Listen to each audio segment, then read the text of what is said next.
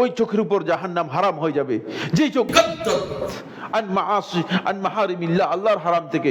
এই জন্য আল্লাহ রাব্বুল আলামিন ঈমানদার নরদেরকে বলেছেন, পুরুষদেরকে বলেছেন, ঈমানদার নারীদেরকে বলেছেন তাদের চক্ষুকে অবনত করার জন্য। কুল লিল মুমিনিনা ইয়াগুদ্দু মিন আবসারিহিম, কুল লিল মুমিনাতি ইয়াগুদ্দুনা মিন আবসারিহিম।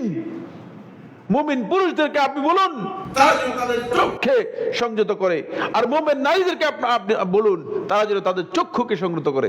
এই সংযত করাটা, হারাম থেকে দৃষ্টিটাকে কি করতে হবে? আপনাকে অবনমিত রাখতে হবে। আপনার চোখ হারামের দিকে যেতে পারবে না। যদি সাধারণ হারাম কাজের দিকে যেতে নিষেধ করা হয় তাকে, আর এই সমস্ত অবৈধ হারাম কাজ যেগুলো প্রকাশ্য হারাম কাজ, সেগুলোর দিকে আপনাকে দৃষ্টি দেওয়া বৈধ হবে কিনা?